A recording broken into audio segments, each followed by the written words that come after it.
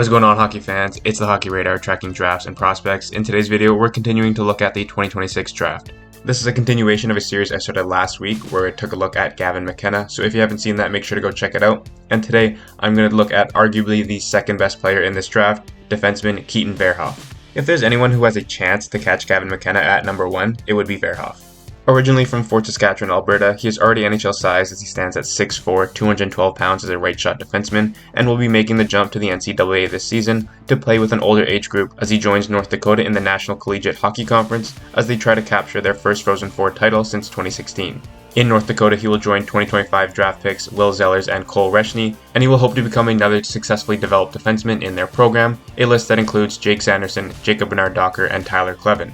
Verhoeff joins a long list of CHL players who have made the change to the NCAA as they've already proven themselves in their respective leagues, and the NCAA is just the next step in their development. He makes this change after a great season with the Victoria Royals of the WHL, as in his first and only full season he would put up an impressive 21 goals, 24 assists for 45 points in 63 games as a 16-year-old, and he would put up 5 points in 5 games at the Under-18 World Juniors with Team Canada as they captured gold with a 7-0 win versus Sweden, and Verhoeff grabbed an assist in the finals as one of the youngest defensemen in the tournament.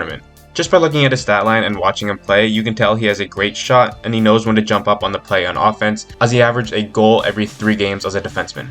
He's got great stick handling, especially when he tries to get away from the other team's forwards, and he has a hard snap shot that often leads to goals or chaos in front of the net.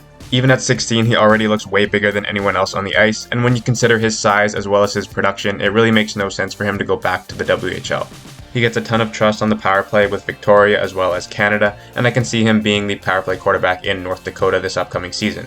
He is a great breakout passer as he can find the long stretch passes as well as make the simple plays to get the puck up the ice. Verhoeff keeps his head up constantly in the O-zone, and he can get pucks through any blockers and screens to find the open net.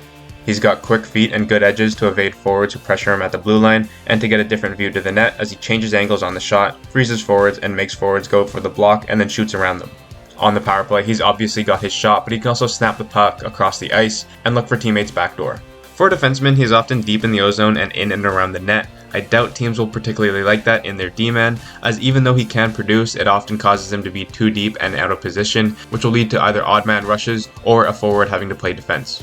Realistically, you can get away with that in the WHL, but with North Dakota, I think he'll have to tone that down just a little bit. If all goes well, he could easily make an immediate impact on an NHL team, as long as his play continues to develop because he's got the size for it, and North Dakota has a reputation for developing strong NHL players. He projects to be a number 1 defenseman in the NHL with strong two-way game and incredible sense in the offensive zone, and with that type of potential, he could easily turn around any rebuilding franchise. Just looking at a few comparables in the NCAA in their draft-eligible seasons, Owen Power would put up 16 points in 26 games and go first overall to Buffalo. Artem Levshunov would put up 35 points in 38 games and go second to Chicago, and Jake Sanderson would put up 15 points in 22 games to go 5th to Ottawa. And just a couple defensemen the year after being drafted, Makar would put up 21 points in the NCAA in 34 games, and Adam Fox would put up 40 points in 35 games the year after going 66th overall in 2016. Now bringing it back to Verhoeff, in roughly 40 games, I could see him putting up 12 goals, 22 assists for 34 points, would be a great year for him, and with a strong season defensively, he would solidify himself as a top 2 pick, and maybe even start a conversation about that first overall pick. And just like I did for McKenna, we're going to look at a couple teams who could have the possibility to pick at number 2. And again, we're going to go with Pittsburgh. Obviously, if they are to miss out on McKenna, their hope is to at least get a lottery pick and get that second overall, and draft Verhoeff as he could be the next face of their franchise. They did a decent job at drafting forward talent at this year's draft, and so adding a number 1 D-man would really help their rebuild. Obviously, McKenna is the goal, but Verhoeff would be a great consolation prize as you need a top D-man just as much as you need a top forward if you want to win in this league.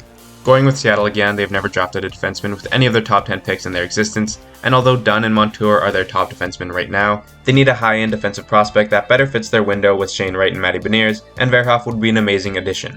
The Flyers could also use a top defensive prospect, as similar to Seattle in the last few drafts, they have gone with forwards with their top picks like Martone, Cutter Gauthier, Matvei Michkov, and although they have Cam York and Jamie Drysdale, neither of them have found much consistency in the NHL, and neither of them have that upside that Verhoeff does. Nashville, another repeat team but worth mentioning as they are one of the top franchises to develop star defensemen like Roman Josi, Shea Weber, Seth Jones, and Ryan Suter. And again, if they ever commit to a rebuild, adding Verhoeff would be huge after giving up Fabro for nothing last season, and with Josi and Shea getting up there in age, Keaton Verhoeff would be the next face of their franchise.